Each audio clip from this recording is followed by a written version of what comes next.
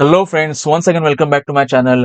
आज के इस वीडियो में हम टेक्निकल एनालिसिस के बहुत ही इंपॉर्टेंट कंसेप्ट को यानी कि मूविंग एवरेज को सीखने वाले हैं। दोस्तों, मूविंग एवरेज मतलब क्या होता है? तो मूविंग एवरेज मतलब एक ऐसा एवरेज होता है जो प्राइस के साथ चलने वाला लास्ट कुछ दिन के प्राइस का एवरेज। मूविंग एवरेज के तीन इंपॉर्टेंट फायदे होते हैं। सबसे पहला फायदा कि मूविंग एवरेज से हम ट्रेंड को आइडेंटिफाई कर सकते हैं, ट्रेंड को पहचान सकते हैं कि ये ट्रेंड अप ट्रेंड है, ये ट्रेंड डाउन ट्रेंड है, या फिर मार्केट में कंसोलिडेशन चल रहा है। दूसरा बेनिफिट, मूविंग एवरेज से हम सपोर्ट और रेजिस्टेंस को आइडेंटिफाई कर सकते हैं। सपोर्ट और रेजिस्टेंस को आइडेंटिफाई करना और उसको ड्रॉ करना ये बिगिनर्स के लिए थोड़ा डिफिकल्ट होता है इनिशियली। तो मूविंग एवरेज से हमें पता चलता है कि मार्केट में सपोर्ट और रेजिस्टेंस कहाँ पे है। और तीसरा इसका इंपॉर्टेंट बेनिफिट ये है कि यहाँ पे हमें इसके क्रॉसओवर से, मूविंग एवरेज के क्रॉसओवर से एंट्री और एग्जिट का पता चलता है। कहाँ पे एंट्री लेनी है और कहाँ पे एग्जिट लेना है, ये हम आइडेंटिफाई कर सकते हैं। तो आइए इसी तरह डिटेल में सीखते हैं। ये कंसेप्ट बहुत इंपॉर्टेंट और बड़ा है, लेकिन मैं इसको बहुत ही आसान तरीके से आपको सिखाने वाला हूँ। तो दोस्तों, मूविंग एवरेज मतलब लास्ट कुछ दिन के प्राइस का एवरेज। एग्जांपल, ये एक दिन का कैंडल है, ये दूसरे दिन का कैंडल है, ये तीसरा दिन, ये चौथा दिन, ये पांचवा दिन, और 5 दिन के प्राइस का जो एवरेज बनेगा, सिक्स डे मतलब छठवें दिन, इस तरीके से बनेगा। देन फिर से लास्ट 5 दिन का एवरेज इस तरीके से बनेगा। फिर से लास्ट 5 दिन का एवरेज कुछ इस तरीके से बनेगा। फिर से लास्ट 5 दिन का एवरेज कुछ इस तरीके से बनेगा। फिर से लास्ट कुछ 5 दिन का एवरेज कुछ इस तरीके से बनेगा। सो इस तरीके से ये एवरेजेस क्रिएट होते रहते हैं। अगर 10 दिन का एवरेज लिया तो इससे थोड़ा नीचे ऐसा आएगा। 20 दिन का एवरेज लिया तो उससे और भी नीचे चला आएगा। सो इस तरीके से एवरेजेस क्रिएट होते हैं। इनका कैलकुलेशन सिंपल होता है। तो लास्ट 10 दिन की जो प्राइस रहेगी वो हम इस तरीके से ऐड करते जाएंगे और डिवाइड बाय 10 करेंगे, तो इसका जो आंसर होगा वो आंसर होगा 10 दिन का मूविंग एवरेज। इसी तरीके से 50 डेज का, 100 डेज का मूविंग एवरेज भी कैलकुलेट होता है। तो मूविंग एवरेज दो प्रकार के होते हैं। एक होता है सिंपल मूविंग एवरेज और दूसरा होता है exponential moving average. Simple moving average मतलब क्या होता है कि इसका जो कैलकुलेशन होता है वो बहुत सिंपल तरीके से होता है। लास्ट 10 दिन के प्राइस का एवरेज हमें निकालना है, सिंपल मूविंग एवरेज। तो 1 + 2 + 3, जो भी लास्ट की 10 दिन की प्राइस रहेगी वो प्राइस डिवाइड बाय 10, तो इसका जो आंसर होगा वो 10 का सिंपल मूविंग एवरेज होगा। तो एक्सपोनेंशियल मूविंग एवरेज क्या होता है? एक्सपोनेंशियल मूविंग एवरेज में ये कैलकुलेशंस के साथ, ये एवरेज के साथ कुछ और कैलकुलेशंस किए जाते हैं ताकि इसकी एक्यूरेसी और भी बढ़े। इसलिए ज्यादातर एनालिस्ट एक्सपोनेंशियल मूविंग एवरेज को यूज करते हैं। मैं भी एक्सपोनेंशियल मूविंग एवरेज यूज करता हूँ। ट्रेंड को आइडेंटिफाई करने के लिए मैं 3 मूविंग एवरेजेस का इस्तेमाल करता हूँ। उसमें से सबसे पहला मूविंग एवरेज है 20, जो रेड कलर में है। सेकंड वाला मूविंग एवरेज जो है वो है 50, जो ब्लू लाइन में मैं लेता हूँ। और थर्ड मूविंग एवरेज जो है वो थर्ड मूविंग एवरेज है 100 का, जो मैं हमेशा ब्लैक लाइन में लेता हूँ।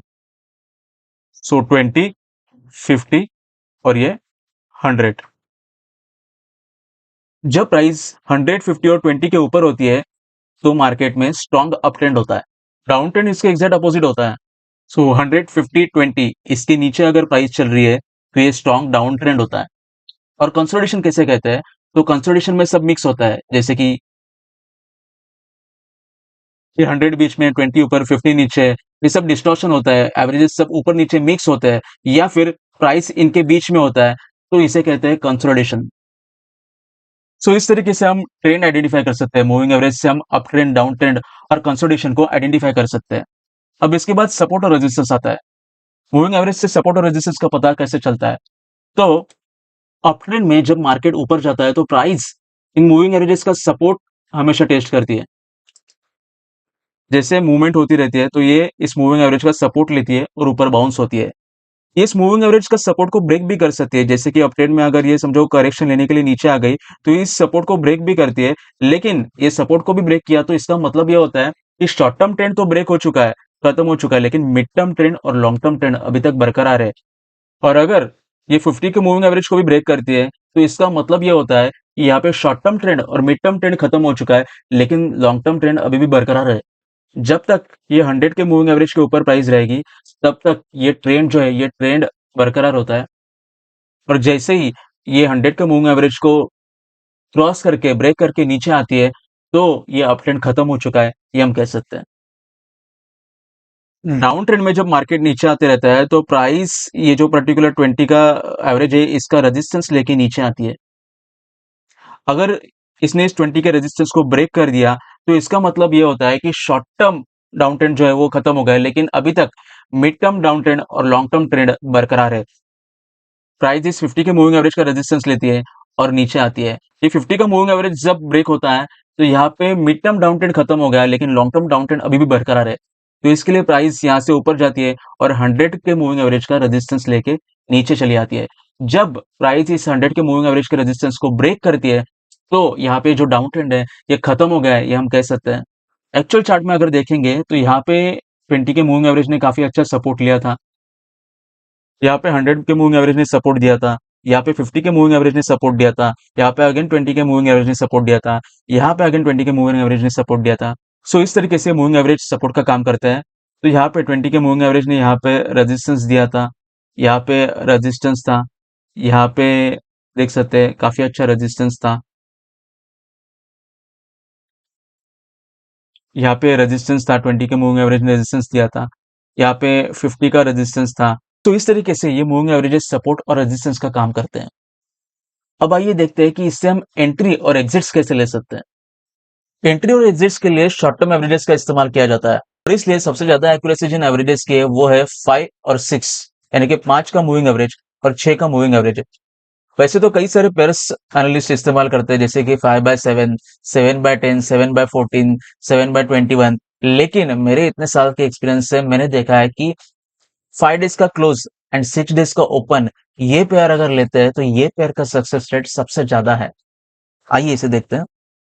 तो ये 6 डेज का मूविंग एवरेज है और ये 5 डेज का मूविंग एवरेज है। जब 5 डेज का मूविंग एवरेज 6 डेज के मूविंग एवरेज को क्रॉस करके ऊपर चला जाता है तो यहाँ पे हम बाय कर सकते हैं। और जब तक ये 5 डेज का मूविंग एवरेज 6 डेज के मूविंग एवरेज के ऊपर रहेगा तब तक हमें ये पोजीशन को होल्ड करना है। और जैसे ही इस 5 डेज के मूविंग एवरेज ने इस 6 डेज के मूविंग एवरेज को क्रॉस किया नीचे की तरफ, तो वैसे ही हमें अपना ये ट्रेड जो है ये क्लोज करना है। हमारी जो बाइंग पोजीशन है ये हमें यहाँ पे सेल कर देनी है। अब देखते हैं कि शॉर्ट सेल कैसे करते हैं। ये 6 डेज का एवरेज है ग्रीन कलर में और ये 5 डेज का एवरेज है। जैसे ही ये 5 डेज का मूविंग एवरेज 6 डेज के मूविंग एवरेज को क्रॉस करके नीचे आता है तो यहाँ पे हम शॉर्ट सेल कर सकते हैं। जब तक ये 5 डेज का मूविंग एवरेज इस 6 डेज के मूविंग एवरेज से नीचे रहेगा तब तक हमें जो पोजीशन है इस पोजीशन को कंटिन्यू रखना है। और जैसे ही ये जो 5 डेज का मूविंग एवरेज है इस 5 डेज के मूविंग एवरेज ने इस 6 डेज के मूविंग एवरेज को क्रॉस किया और क्रॉस करके ये ऊपर आता है तो यहाँ पे हमें अपनी पोजीशन क्लोज कर देनी है। यहाँ पे हमें शॉर्ट जो है वो शॉर्ट यहाँ पे कवर करना है, यहाँ पे बाय कर देना है। सो इस तरीके से मूविंग एवरेजेस से शॉर्ट सेल करके एंट्री की जा सकती है। अब आइए हम इसे एक्चुअल मार्केट में देखते हैं।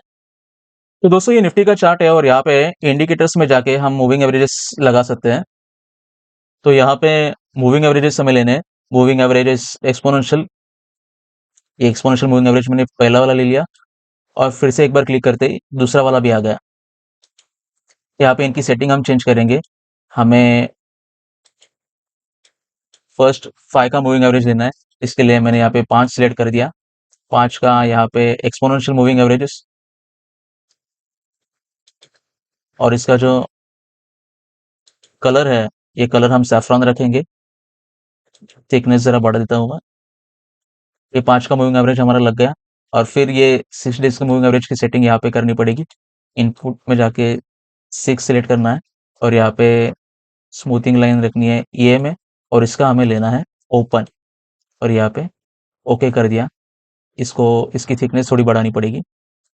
सो ये थिकनेस भी मैंने बढ़ा दी है और इसका कलर लेंगे ग्रीन। ओके, सो ये हमारा 5 डेज और 6 डेज के मूविंग एवरेज का सेटअप यहाँ पे लग गया है। और यहाँ पे हम देख सकते हैं कि यहाँ पे मूविंग एवरेज का क्रॉसओवर हुआ था। ग्रीन लाइन को यानी कि 6 डे के मूविंग एवरेज को 5 डेज के मूविंग एवरेज ने यहाँ से क्रॉस किया था। ये हॉरिजॉन्टल लाइन है और उस टाइम पे ये प्राइस जो था 24,038 था और यहाँ पे इसने सेल का सिग्नल दिया था। यहाँ पे फिर से एक बार इस सैफ्रॉन लाइन ने इस ग्रीन लाइन को यानी कि 5 डेज के मूविंग एवरेज ने इस 6 डेज के मूविंग एवरेज को नीचे की तरफ क्रॉस किया था और वहां पे प्राइस था 24,108। तो यहाँ पे बाय और यहाँ पे सेल। उससे पहले अगर देखेंगे तो यहाँ पे यहाँ पे शॉर्ट सेल का सिग्नल दिया था मूविंग एवरेज ने, जब इस सैफ्रॉन लाइन ने इस ग्रीन लाइन को क्रॉस किया था, तो यहाँ पे शॉर्ट सेल का सिग्नल मिला था। और यहाँ पे जैसे सैफ्रॉन लाइन ने फिर से एक बार इस ग्रीन लाइन को क्रॉस किया, सैफ्रॉन लाइन ग्रीन लाइन को क्रॉस करके ऊपर चली गई, वैसे ही इस शॉर्ट कवर का सिग्नल हमें मिला था। इससे पहले अगर देखते हैं तो यहाँ पे ये जो सैफ्रॉन लाइन है, इसने इस ग्रीन लाइन को क्रॉस करके ये सैफ्रॉन लाइन यहाँ से ऊपर चली गई थी, यहाँ पे हम देख सकते हैं। और फिर उस टाइम पे प्राइस था 23,946 और यहाँ पे जो मूविंग एवरेज का क्रॉस ओवर फिर से हुआ था, सैफ्रॉन लाइन ग्रीन लाइन को क्रॉस करके नीचे आई थी, वहां पे प्राइस था 24,139। सो इस तरीके से बाय का सिग्नल दिया था। उससे पहले अगर हम देखेंगे तो यहाँ पे फिर से एक बार सैफ्रॉन लाइन ने ग्रीन लाइन को क्रॉस किया था, शॉर्ट सेल का सिग्नल हमें यहाँ पे मिला था। यहाँ पे हम देख सकते हैं उस टाइम पे हमारा प्राइस था 23,991 और यहाँ पे जैसे ही सैफ्रॉन लाइन ने इस ग्रीन लाइन को क्रॉस किया, सैफ्रॉन लाइन ऊपर चली गई, ये शॉर्ट कवर का सिग्नल यहाँ पे हमें मिला था। उसके बाद यहाँ पे हम देख सकते हैं कि इस ग्रीन लाइन को सैफ्रॉन लाइन ने यहाँ से क्रॉस किया था और यहाँ पे हमें सिग्नल मिला था अराउंड 23,840 के लेवल को, और फिर से सैफ्रॉन लाइन ने ग्रीन लाइन को यहाँ से क्रॉस किया था और उस टाइम पे हमारा प्राइस जो था वो था 23,934। सो यहाँ पे एक सिग्नल मिला था। यहाँ पे अगर हम देखेंगे तो यहाँ पे फिर से सैफ्रॉन लाइन ने ग्रीन लाइन को क्रॉस किया था, यहाँ पे बाय का सिग्नल मिला था अराउंड 23,884 इस लेवल को, और जैसे ही इसने इसको फिर से क्रॉस किया, सैफ्रॉन लाइन ने ग्रीन लाइन को फिर से क्रॉस किया, वो टाइम पे यहाँ पे प्राइस जो था वो प्राइस था अराउंड 23,990। सो इस तरीके से मूविंग एवरेजेस से बाय और सेल का सिग्नल हमें मिलता है। इस तरीके से मूविंग एवरेज से हम एंट्री और एग्जिट्स ले सकते हैं। लेकिन एंट्री लेते टाइम पे आपको देखना है कि ट्रेंड मैच हो रहा है या नहीं, यानी कि हमें अप ट्रेंड में हमेशा बाय करना है और अपनी पोजीशन को क्लोज करना है, और डाउन ट्रेंड में हमें शॉर्ट सेल करना है और पोजीशन को क्लोज करना है। तो हमारा फाइनल सेटअप इस तरीके से होना चाहिए, 100 50 20 यानी कि अप ट्रेंड होना चाहिए, और उसके बाद इस सैफ्रॉन लाइन ने इस ग्रीन लाइन को क्रॉस करके ऊपर जाना चाहिए, तो यहाँ पे हम एंट्री ले सकते हैं। और जैसे ये फिर से एक बार क्रॉस होगा, सैफ्रॉन लाइन ग्रीन लाइन को क्रॉस करके नीचे आएगी, वहां पे हमें अपना ट्रेड क्लोज कर देना है, यानी कि बाय करके सेल कर देना है। ये होगा एंट्री के लिए। और शॉर्ट सेल के लिए ऊपर 100 नीचे 50 नीचे 20 यानी कि डाउन ट्रेंड होना चाहिए, और नीचे क्रॉस ओवर 5 डेज के मूविंग एवरेज ने 6 डेज के मूविंग एवरेज को यहाँ से जैसे ही क्रॉस किया, वैसे यहाँ पे शॉर्ट सेल करके देन फिर से एक बार ये जो क्रॉस ओवर होगा, सैफ्रॉन लाइन फिर से एक बार ग्रीन लाइन को क्रॉस करके ऊपर जाएगी, तो यहाँ पे हमें अपना ये जो शॉर्ट है, इस शॉर्ट को कवर करना है। सो इस तरीके से मूविंग एवरेज से हम एंट्री और एग्जिट ले सकते हैं। लेकिन दोस्तों इसका सक्सेस रेट 60 टू 70% है। लेकिन एंट्री लेते टाइम पे अगर पैटर्न भी बुलिश होगा, ट्रेंड पॉजिटिव है, क्रॉसओवर है, बाकी इंडिकेटर्स भी पॉजिटिव है, तो हम अपने सक्सेस रेट को 80 टू 90% तक लेके जा सकते हैं। सो इस तरीके से आज बहुत आसान तरीके से हमने मूविंग एवरेजेस को सीखा है। किस तरीके से मूविंग एवरेजेस से ट्रेंड को आइडेंटिफाई किया जाता है, सपोर्ट और रेजिस्टेंस मूविंग एवरेजेस से कैसे पता चलता है, एंट्री और एग्जिट मूविंग एवरेजेस को आइडेंटिफाई करके किस तरीके से ली जा सकती है, ये बहुत आसानी से आज हमने सीखा है। तो मैं उम्मीद करता हूँ दोस्तों कि आज की ये फ्री ट्यूटोरियल आपको बहुत पसंद आई होगी। इसी तरीके से आगे और फ्री ट्यूटोरियल्स को देखने के लिए, सीखने के लिए आप हमारे चैनल को लाइक और सब्सक्राइब करें। Thank you very much.